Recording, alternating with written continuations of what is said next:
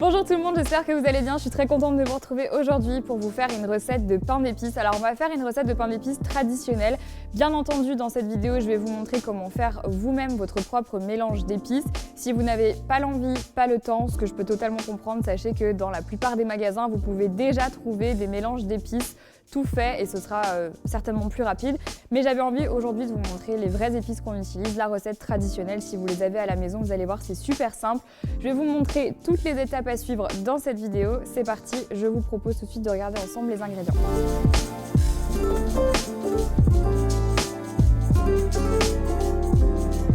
On va commencer avec les ingrédients dont vous allez avoir besoin pour faire le pain. Donc le pain dans les épices, vous voyez le pain et les épices, vous avez compris. Donc ici, vous aurez besoin de 220 g de farine. Vous aurez besoin également de 200 g de miel, 100 ml de lait, 15 tours de poivre, un œuf, 20 g de sucre roux, 25 g de beurre et une cuillère à café de bicarbonate de soude. Ensuite, pour le mélange d'épices, vous aurez besoin de 2 cuillères à café de cannelle, une demi-cuillère à café de muscade, une demi-cuillère à café de gingembre, une cuillère à café d'anis vert, une demi-cuillère à café de cardamome verte et une demi-cuillère à café de clou de girofle. On va commencer par faire la recette du pain et pendant que ça sera en train de mijoter, je vous montrerai comment on fait le mélange d'épices. C'est parti. Dans une casserole, on va venir mélanger 3 ingrédients. On va mettre le miel, le beurre et le lait. On va faire cuire tout ça à feu moyen.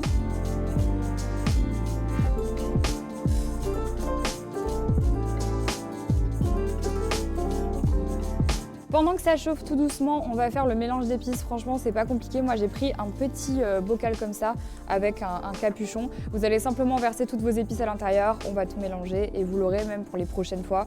Donc comme ça, si jamais vous avez envie cet hiver de faire plusieurs fois des pains d'épices, vous aurez déjà le mélange tout fait.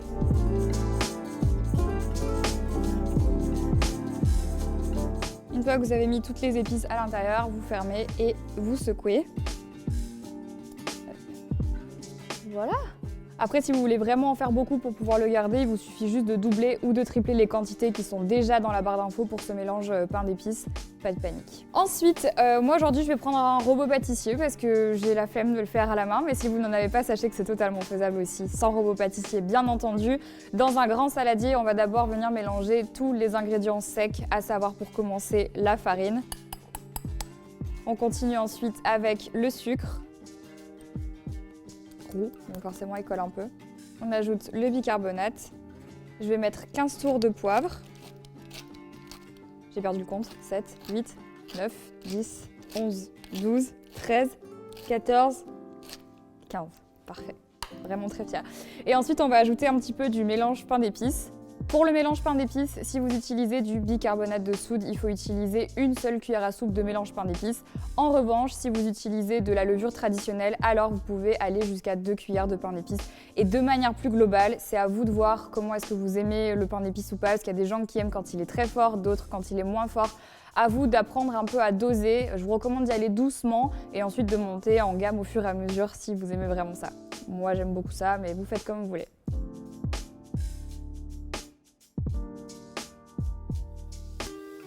Moi, je mets tout, parce que j'aime vraiment ça. J'ai pas envie de choisir. J'ai pas envie de choisir. Ok, donc on va mélanger ça tout doucement. Faites attention parce que comme c'est volatile, il se peut que ça parte partout et que mon pull blanc se transforme en pull pain d'épices. En attendant, je vais ici couper le feu parce que là, ça commence à bien bouillir. Hein, voilà. Ensuite, une fois que les ingrédients secs ont bien été mélangés, on va venir rajouter notre œuf. C'est tout satisfaisant comme bruit. Et on va rajouter, je vais l'ajouter en 2 fois, du coup, le mélange qui était sur la casserole. Donc je verse la première moitié. Hop. On va mélanger doucement, encore une fois. Je vais changer ici sur mon robot, au lieu de laisser le fouet, je vais mettre en fait le pétrisseur à pâte. C'est pas la corne pour faire une pâte à pain, c'est vraiment celui pour faire des pâtes à gâteau. Parce que je trouve ça plus pratique, mais encore une fois, si vous n'avez pas ça, c'est pas du tout un problème. Je vous recommande de le faire avec une maryse à la maison, pas avec un fouet, parce que là ça va commencer à faire des grumeaux et ça va être un peu pénible. Donc on fait ça doucement.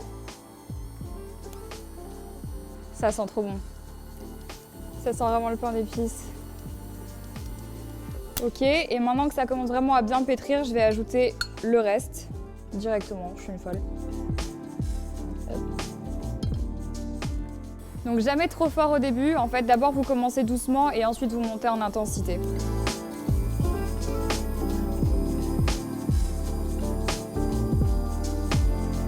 Et bah écoutez, je pense que là on est plutôt bien.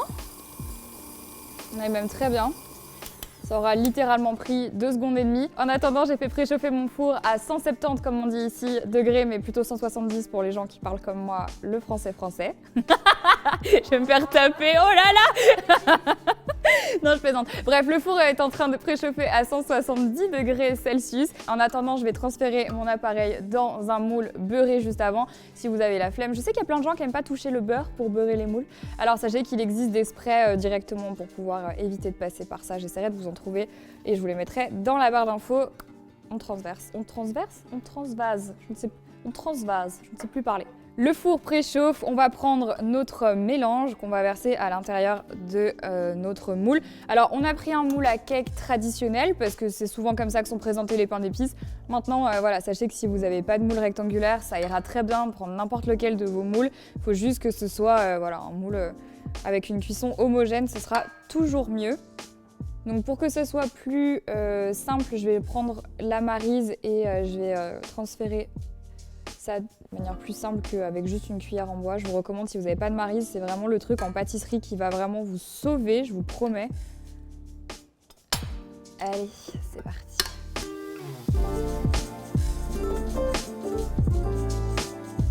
Je parle pas parce que je suis concentrée. À tout moment, je fais tout tomber. Moi, j'ai un vrai problème avec les gâteaux. C'est que normalement, on est censé mettre toute la pâte à l'intérieur du moule.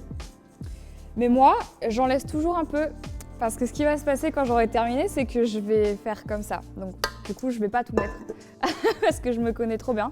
Je pensais que ça me passerait après mes 10 ans. À 16 ans, je me suis rendu compte que je léchais toujours le bol. À 25, j'en laisse encore plus, quoi. Où est-ce que ça va finir? C'est quasiment terminé. Je tape pour être sûre que ce soit homogène. Comme je suis un peu maniaque, j'ai mis un peu d'eau sur mes mains. Et je vais venir juste retravailler le haut de la pâte pour que ça fasse pas des trucs moches. Voilà, vous n'êtes pas du tout obligé, mais j'avoue que j'ai un petit problème. Et pour que ce soit plus joli, je vais rajouter quelques petites graines. Je vais prendre un petit mélange de graines que je vais rajouter par-dessus. Comme ça, à la cuisson, ça va sortir. Vous pouvez rajouter des morceaux de sucre perlé. Vous pouvez rajouter vraiment ce que vous voulez. Bref, vous mettez ce que vous voulez, c'est de la décoration. Voilà, écoutez, qu'est-ce que je voulais que je vous dise? Donc dans ce mélange, il y a quand même des grosses noix de macadamia que je vais enlever parce que j'ai peur que ça soit un peu trop. Voilà, on est prêt maintenant à enfourner notre pâte et notre pain d'épices entre 40 et 45 minutes au four à 170 degrés. Vous allez voir avec le bicarbonate de soude, ça va vraiment bien gonfler, il va être super beau. On y va et je vous retrouve dans 40 minutes.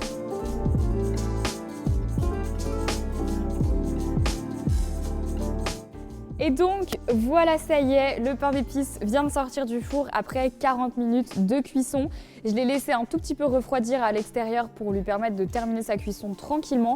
Si vous avez un doute, vous connaissez l'astuce, vous prenez un couteau que vous plantez à l'intérieur. Si le couteau ressort sec, c'est que le pain d'épices est cuit. S'il ressort mouillé, c'est que vous pouvez le laisser encore au moins 5 minutes au four. Et voilà, en tout cas le résultat, ça sent hyper bon.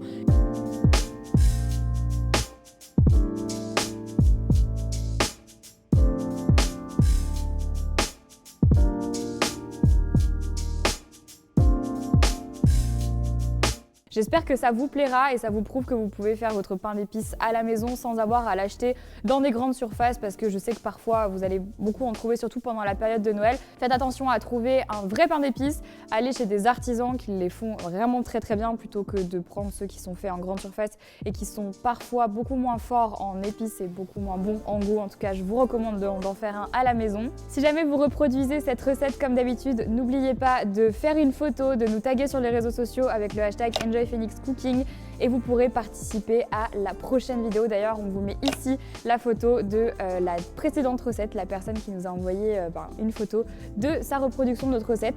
J'espère que ça vous a plu, je vous fais plein de très gros bisous et je vous dis à la semaine prochaine pour une nouvelle vidéo. Bye bye!